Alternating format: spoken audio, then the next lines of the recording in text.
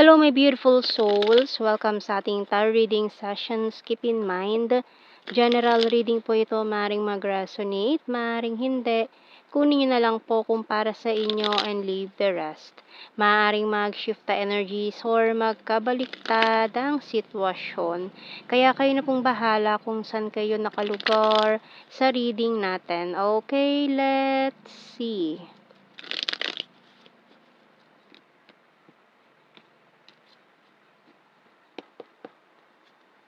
Oops.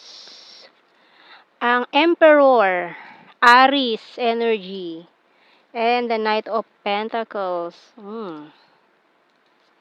And the Six of Wands, Nine of Swords, the World, and Four of Cups.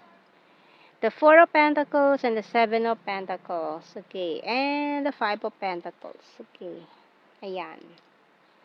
So, kung sino tong taon to na ginost ka before, ayan, so mukhang may in-offer ka sa kanya, maring love offer ito na binigay mo sa kanya pero tinanggihan niya, hindi niya inaccept, hindi niya kinuha. Tinanggihan ka niya, tapos after nun, hindi ka niya na kinausap, ginost ka na nitong taong to. Ayan. So mukhang hinihintay mo yung taong yan, hindi ka pa rin makalatko sa kanya. Ang bagal lang ng energy natin dito with this Knight of Pentacles, maaring naka-experience ka ng a lot of sleepless nights because of this person. So, may specific signs tayo dyan ng strong Aries. Ayan, so tungkol dito sa taong to, kung sino man yan, na nang-ghost sa you before, so tingnan natin. Mukhang may pagbabagong magaganap dito. Kasi kung tinanggihan ka nitong taong to dahil minatamata ka niya, feeling niya hindi ka karapat-dapat para sa kanya. Pero mukhang nagkabaliktad ang sitwasyon nyo ngayon. Na natin Kasi ang daming pasabog sa buhay mo ngayon eh. Kumbaga, umaayon sa yung tadhana ngayon. Okay, with this crystal ball pa, Parang umaayon sa yung tadhana ngayon eh. Kumbaga sabi ng bolang kristal, sa iyo aayon ng tadhana ngayon, lahat ng gusto mo makukuha mo na this time. Kung dati pinagkait sa iyo lahat ng gusto mo, pero ngayon buhos-buhos piyaya ka ngayon. So we have here letter, compass. Okay, so kumbaga yung buhay mo on track na. Dati parang dumadaan ka sa kanal, hindi sa daan, sa kanal. Kasi nga, yung buhay mo is parang wala sa ayos. Parang lugmok ka sa isang sa part na yun ng buhay mo na yung daan na tinatahak mo is lubak-lubak, maputik, mabaho. Pero ngayon on track ka na hawak mo na to You have this compass. So alam mo na yung right way na kailangan mong daanan, tahakin. Kumbaga, ang hirap ng pinagdaanan mo, tas sasabihin sa'yo ng tao, ba't ka kasi dyan dumaan? Nandito naman yung kalsadang maayos. Ito, compass, para hindi ka naliligaw. Baka dyan ka dumadaan sa kanal. 'Di ba? So ngayon, hawak mo na yung compass. You're on the right track. Hindi ka na naliligaw. So parang nagkabaliktad kayo ng sitwasyon nitong taon to before na mataas yung tingin niya sa sarili niya and mababa yung tingin niya sa'yo. Parang nilulook up ka niya ng simula, parang tingin niya sa'yo. Tinitingnan ka ng mula ulo hanggang paa, mula paa hanggang ulo, ganyan. Kapag minamata-mata ka nitong taon to. Kaya parang ginawa niya is, tinanggihan ka niya, nireject ka niya, o kung ano man yung ginawa niya sa'yo hindi maganda. And, snake card. Playing cards and the rain. Bottom card is snail. Okay. Kaya ayan, may mga tao din na sumabotahe sa'yo. Yung mga snake energy na yan na pinagkaitan ka rin ng mga kumbaga, imbis na tulungan ka, lalo ka pa nilugmok sa putikan. So, tingnan natin anong message ng Archangel natin dito. Pero may message letter dito na, ayun, maaaring isa yun sa mga nakapagpabago ng buhay mo. And, ito isa sa mga paalala para sa lahat. Healthy Lifestyle by Archangel Raphael. Eat a healthful diet, get adequate sleep, and exercise regularly for optimal health. Ayan, so nakakalimutan yan, di ba? So, huwag natin kakalimutan yan kahit sobrang busy, ganyan, di ba? So, tingnan natin sa ating tarot messages, oracle cards.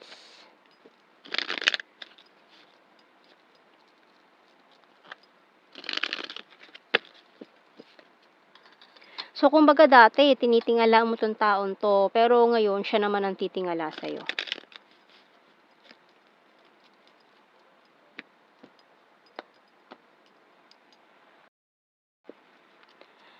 You're my strength.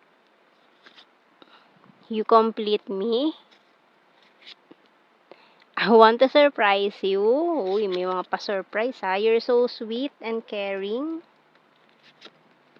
Sorry, I'm wasted. You excite me.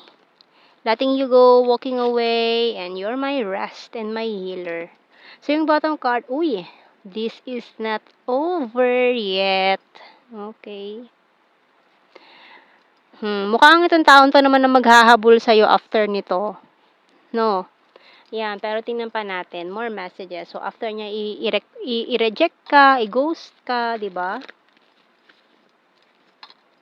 Na nakikita mo, okay ka ngayon.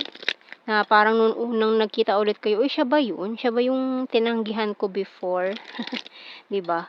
So, ngayon, maghabol ka. O, di ba? Tingnan natin, more messages. I left you before you could leave me. Oh, you don't know how hard it was to let you go. I'm afraid to contact you. Sometimes I stay awake thinking about you. Uy, I look for you everywhere. We need to let each other go. I don't react when people mention you.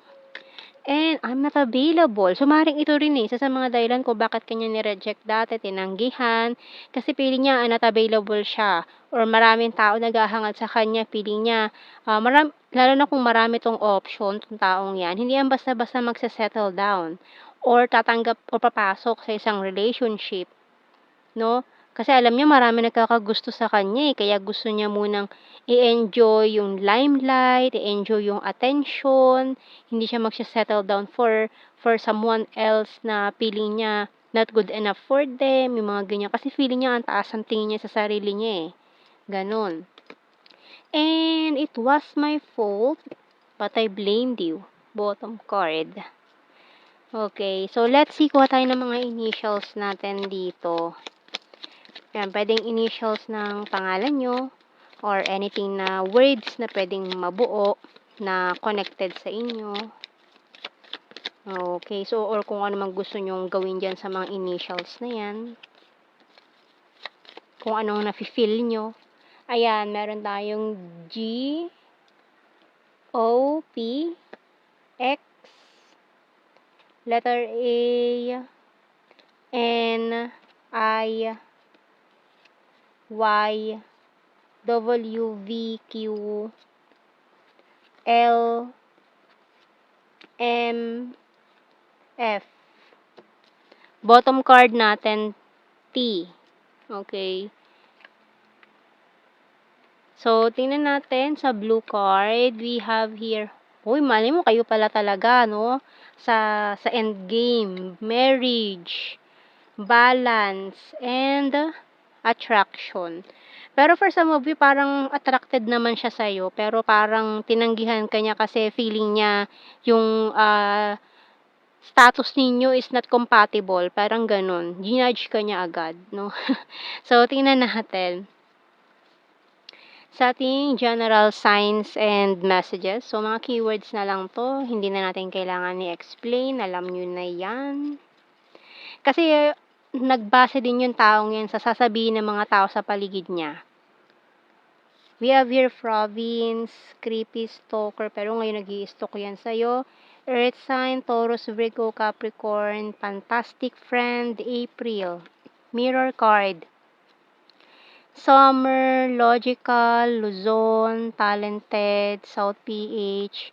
October, flower farm, sarcastic. Taurus, March. Eto oh, high expectations. Kasi ganito siya, mataas ang expectations niya. No, pero ngayon mukhang nalampasan mo na siya eh. Siya naman yung nasa baba, ikaw naman yung nasa taas. Siya naman yung nakatingala sa iyo ngayon. And hilarious, quiet person, long distance, Virgo, and killer smile. So yan ang ating reading, my beautiful souls. Thank you for watching. Take care and God bless. See you in our next reading, guys. Bye-bye.